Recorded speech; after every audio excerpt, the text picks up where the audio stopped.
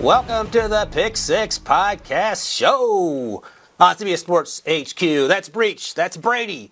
If I were Brian Wilson, it would be the three Bs. Missed opportunity by my parents. Here we go. Let's talk a little NFL, specifically NFC. Got to chuckle out of Brady. Here we go. How many times can we make Brady laugh this hour? Breach. So let's talk NFC West in particular. And John, I'll start with you. Deebo Samuel, as you often do to me and Brinson on the Twitter machines there. He's back to following the San Francisco 49ers. What are your thoughts on what could end up in terms of Deebo Samuel's future? Is it in San Francisco? Is it somewhere else? Should they have traded him over the weekend during the draft? What do you think? Well, my thoughts are if he is back to following them, that means he wasn't following them. Look, we've all been there before. If you unfollow someone on Instagram or Twitter, that's a giant red flag. That means they made you mad. Maybe they upset you. Maybe there was a breakup involved. But it's never a good thing when you unfollow someone. I can't think of one instance where someone unfollowed someone and then complimented them and then said, oh, you know what, you're so great, that's why I unfollowed you. It just doesn't happen. But I do think Deebo Samuel will be with the 49ers in 2022. If you're going to trade him, you do it during the draft when you can get the most compensation. His stock is the highest. We look at the New York Jets. They offer the 10th overall pick as part of a package to get Deebo Samuel. If you are turning down the 10th overall pick, you are not going to take any deal because I can't imagine a team offering more than that to land Deebo Samuel. And also, Kyle Shanahan and John Lynch have both been pretty adamant that they plan on having Deebo on the roster going into the season. So I'll be surprised if they do not, if they don't keep him. Oh, he's going to be on the roster. It just comes down to how they're going to utilize him and if they're going to force him to play this season and not give him the extension that he's looking for. And so the question becomes, what's the extension he's looking for? I would imagine that it's somewhere in the ballpark of $25 million average annual value per year in a contract, very similar to what we saw A.J. Brown sign. And somewhere as far as guarantees at signing, around $40 million, and then upwards of total guarantees around 50 plus, somewhere in that ballpark or vicinity. That's the market. That's what every wide receiver is looking for. The fact is, Deebo Samuel had a phenomenal year last year. And whether it was by design or not, it's neither here nor there. That's what him and his agent are trying to leverage to get this long-term extension with the timing at which, because he's only got one more year left on his deal, and they probably don't want to go the franchise tag route. So the reality is, I'm sure the San Francisco 49ers will offer him something, but the truth of that matter is he'll never be able to live up to that contract. If you look at, for example, Devontae Adams, Tyreek Hill, they've only caught over 1,400 yards once in their careers. And I think you can make the case that they both played with probably the two best quarterbacks in the game, and Aaron Rodgers and Patrick Mahomes during that period. So given that we have no idea what Trey Lance is going to be, or even if Jimmy Garoppolo factors into any of this, it's probably more often than likely that you're not going to see an injury to George Kittle, issues with wide receivers, and injuries at running back position that'll cause Deebo Samuel to have as many scrimmage yards as what we had a year ago. So, look, it's great timing for him to leverage that last year's deal, but the reality is I don't know that he's going to get paid the money that he thinks he's going to get. Brady, I got a quick follow-up because you mentioned Trey Lance. How concerned should we be? Not at all, perhaps, about where he is along in his development. We have no idea. He just didn't play. He played once last year, started once, probably played 2 games, I think. Are you at all concerned now, a year out, that he may not be the guy that Kyle Shanahan thought, or is it too early to sort of sound those alarm bells? Well, it's too early to sound the alarm bells. Practice is practice. One thing that you could tell from Trey Lance just from a little bit he played last year, which maybe sound alarming to some people, is he looked like he wasn't ready. He looked like he was really raw, like a guy who basically started one season in his college career at a lower level. And that's exactly what took place besides one exhibition game. So he looked it, but the more he played throughout the game, the better he looked. And I think that's what this is going to come down to, is if he can continue to getting reps, getting development, he's going to play his best football still a long ways ahead of him. But are the 49ers feeling like they don't have a roster that's built to win the division and potentially win a Super Bowl at this point? That's really the question, because I think when healthy, they're fully capable of doing that. And so the question then becomes, is Trey Lance the best guy for the job right now? Probably not, but neither is Jimmy Garoppolo because his shoulders hurt. So when he comes back, if he's still on the roster, I would be more inclined to think that you put Jimmy Garoppolo in there first and then let Trey Lance come in off the bench if Garoppolo's not playing well in this hypothetical situation. But you put Trey Lance in there and he falls flat on his face, I don't know that you're coming back from that one, whether it's with Trey Lance or your fan base, and selling that he's going to be the guy. That's a good point. All right, let's move to Arizona. Breach, if I've said it once, said it a million times. In terms of sheer handsomeness, you are the Cliff Kingsbury, the Pick Six podcast. I don't know what that makes me or Brinson, but in terms of the Cardinals, in terms of where they're set up, in terms of Cliff Kingsbury and Kyler Murray crushing it in the first half of the season and then falling apart during the second half of the season, where do you think they are in their progression towards the 2022 season in terms of all the offseason turmoil, in terms of the draft? What do you think?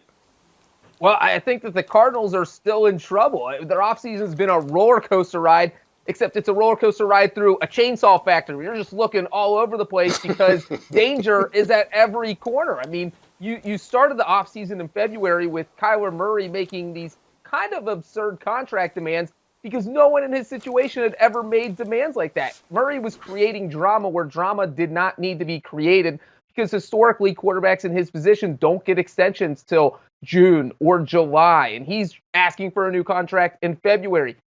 Get through free agency, get through the draft first before you start making those demands. And then right when it appears that you have made amends with your star quarterback, boom, DeAndre Hopkins is hit with this 6-game suspension, and that hurts a lot. I mean, we saw what that offense looked like on the field last season when DeAndre Hopkins was out there, and when he wasn't out there, he missed 7 games due to injury, and they struggled in those 7 games.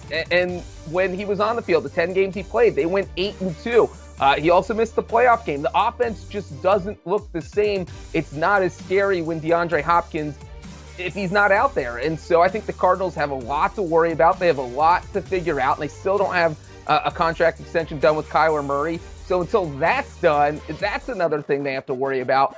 So they've had a pretty disastrous offseason. I don't know if I'm going to follow suit in that thought process. Look, it was an offseason that was an offseason like any other team in the NFL. And we tend to weigh a lot into someone scrubbing their social media account, which I learned a lot about that this offseason. Apparently, nowadays, you got to scrub all your photos and only do stories. Like, that's the way where you can monetize it. So maybe that's what this was all about. I don't know. Maybe they were going through a transition. It was all about the money, whether that's on social media platforms or from the team. Regardless, I think this also presents as a really good opportunity for Kyler Murray and his agent Eric Burkhart to leverage what could be, a first 6 games where everyone's looking at it saying, well, without Hopkins, what are they going to do? Look at last year. Look how they struggled. Well, what if Kyler Murray comes and lights the world on fire in the first 6 games and they don't come to that contract extension agreement? Then he's going to be looking at the Cardinals saying, hey, guess what? I'm getting a little bit closer to that 5th year and that much closer to free agency, or you guys haven't used the franchise tag. How about them apples? You want to sign me to an extension now? So it does present a good opportunity for him to perform well in those first 6 games. Another thing I'll include in this is Cliff Kingsbury and the Arizona Cardinals haven't had any issue in the beginning of seasons. It's been the second half of seasons where they've dropped off, and that's something that even traces back to his time at Texas Tech. So I guess if you're going to lose DeAndre Hopkins at any point in time in the season, the first 6 games is probably the one you want to lose into because they'll be able to get kind of a second win with him coming back for that second half stretch. I love Brady hit him with the old Good Will Hunting. How you like them apples? I guess Steve Kimes, the kid with the ponytail that got dunked on a couple times. I like that as well. All right, Brady, I'm going to come right back to you because we're talking about the Seahawks. You played for Pete Carroll for a minute, and you said you absolutely loved playing for him because he made it feel like even for the dog days of August practices that you just want to go out there and run through a wall. He also said Drew Lock's their guy, same guy who also said they're not going to trade Russ Wilson earlier this offseason. So they draft Charles Cross from that air raid scheme, the offensive tackle. They draft Abe Lucas from the air raid scheme, also an offensive tackle. And they get Ken Walker. How comfortable should we feel about what this offense is going to look like? And do you believe Pete Carroll when he says that Drew Lock is going to be their guy going forward? It's hard to believe that right now. I think this situation changes dramatically in one of 2 ways. Either Jimmy Garoppolo's shoulder gets healthy and the Seahawks are willing to give up something that even within the division, the 49ers are willing to say, okay, we'd rather move on than just outright release him and let him pick where he wants to go, or this may happen anyway. So that's one scenario. And Baker Mayfield, that's another one. They can say that they're not going to trade for him. Okay. As long as the Browns release him, though. That would be a spot if I'm Baker Mayfield and I want to get back on the field. He easily would be the best quarterback on that roster. So that would be one of the destinations that I'd look at. The only problem is it's a really competitive division. Their offensive line has had issues. He came from playing behind one of the best in Cleveland. And as far as wide receivers outside of DK Metcalf, there's not quite as many options, and you're going to run the football a lot, something that I don't know if he was a fan of or not during the Kevin Stefanski era so far, but it seems like they like to run the football a lot in Cleveland. So that's probably going to be the same thing you're doing in Seattle. Either way, it's hard to believe they're going to go into the season with Drew Lock. If that's the case, someone needs to start to kind of create an allegation about tanking, because they must be trying to position for one of these top-round quarterbacks in next year's draft, whether that's Bryce Young or C.J. Stroud, Will Levis, or Tyler Van Dyke. Well, I think Brady just made a great point here, and it is that Pete Carroll is the king of semantics. When he says, hey, we're not going to trade for a quarterback, a veteran quarterback, that doesn't mean they're not going to sign one. And as Brady alluded to, if Baker Mayfield gets released or Jimmy Garoppolo gets released, you're not trading for a quarterback. You're just going out and signing them, and you're signing them at a price you might be willing to pay, because you're not going to pay Baker Mayfield $18 million. You're not going to pay Jimmy Garoppolo $25 million. That being said, if neither of those teams are willing to cut their quarterbacks and you have to get them through a trade, I wouldn't be totally shocked if Pete Carroll sticks to his guns and moves forward with Drew Lock, at least for this season. Because look, we know what Pete Carroll loves to do more than any other coach in the NFL right now, and that is run the football. He's probably got a game plan ready that calls for 71 runs a game. He's not even going to let Drew Lock throw the ball, so it's not going to matter who the quarterback is. This is going to be Pete Carroll's dream season. So I won't be surprised at all if Drew Lock does end up starting at least this season, and then you find someone else next offseason. Hey, Brady, quick question about Pete Carroll and Baker Mayfield. Let's say he gets cut or traded. He's a big personality. Obviously, he's sworn out his welcome in Cleveland. Pete Carroll's actually really good at taking on guys who perhaps had trouble elsewhere. How do you think that fits, Baker, in that locker room with Pete Carroll sort of overseeing it all? Well, I can tell you this much. I know John Schneider, the general manager, would love Baker Mayfield's personality, because John Schneider's kind of got that fiery personality to him. And then Pete Carroll just knows how to play to the strengths of a player, and I think try to work away from those weaknesses or help him raise that level of it. So whatever perceived weaknesses or whatever perceived strengths they feel like Baker Mayfield has, trust me, they'll play to those. And if they feel like he's a fiery guy and they love seeing that in him and it fires up the team, they will play into that very much. It's very much a player-led locker room in Seattle, and I think Baker would probably love that environment, just from at least the one that he was previously in, given the fact that some of the stuff that's come out of late is issues with Odell Beckham, maybe some other players and how they've talked about him. Whatever the case may be, Seattle's one of those where I think they'd be welcome to playing with him and excited about having him. All right, let's talk about the Rams now. Breach, I'll start with you, because Jordan Rodriguez, the Athletic, had a behind-the-scenes look at that Rams draft house up in the hills in Los Angeles. Breach, that is right in your wheelhouse. I don't know how you dropped the ball on that one. First, give me your grade on that weekend in that draft house if you're the Sean McVay and Les Snead. And then tell me if you think that the Rams have done enough, just generally speaking, this offseason to maintain their hold atop the NFC.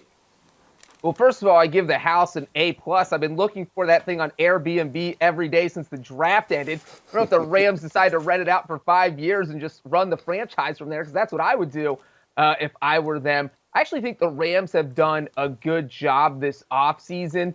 One thing that I think has been one of the most underrated moves that it got talked about a little bit, I don't feel like it's talked about enough, is the addition of Allen Robinson. You already had Cooper Kupp in there. You're adding one of the NFL's premier receivers to go with Cooper Kupp. You might even re-sign Odell Beckham. We don't know what's going to happen there, but the fact that they got Allen Robinson under contract is huge.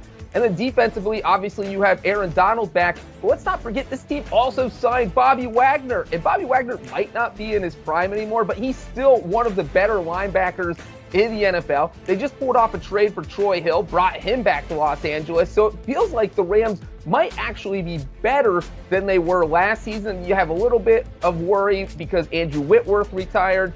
But you know what? They got Noteboom under contract. The Rams might be better than they were last year when they won the Super Bowl, and that's scary. I think anytime you have a second year in a system for a quarterback like Matt Stafford, he's only going to excel from here. And that's if they bring back Odell Beckham or not. But the addition of Allen Robinson shouldn't be understated. I mean, he's been waiting for an opportunity to play with a quarterback like this and an offense like this for quite some time. I like what they did in the draft, even though they didn't have a ton of picks. I still think they made some use of the picks that they have, and they have to be good because, well, they give away their first, second-round picks. So the guys they sign in free agency or trade for, those guys better show out and show up. The reality is, though, when Aaron Donald decided to come back, that really led you to what you think this team is trying to do, and that's repeat. They're trying to put it all back together. Sean McVay wouldn't have come back if he didn't think there was a shot of it, and I think he is tied to Matt Stafford as far as how much longer he's going to coach for the Los Angeles Rams. So I think they've got another couple years together. We'll see how this run goes. Then after that, maybe you will see Sean McVay on CBS Sports HQ with us or calling some games on some primetime NFL package. Oh, man, how far Sean McVay falls if he's on a show with me and John Breach. Brady, you didn't mention Kyren Williams, Notre Dame's own best blocking running back coming into the draft. Drafted on day 3, early in day 3 for the Rams. I think he has a spot there as well to get a lot of playing time with Darrell Henderson and Cam Akers, both with injury histories. So that's also something to look out for. They had pick 104 and were shocked that Cole Strange wasn't there, but they took Logan Bruss out of Wisconsin, a really good football player who probably has a chance to play right away. All right, thank you guys. We're going to take a quick break here. If you love the Pick 6 podcast, this show, you can subscribe to the actual audio podcast wherever you get your podcasts. We'll take a quick break. We'll be back to talk about more NFC, specifically the old NFC East. Do you want a sports network that delivers everything that matters about the game? The highlights, the picks, the instant analysis, no yelling, no fake debates, no politics. Hit the subscribe button and never miss a moment.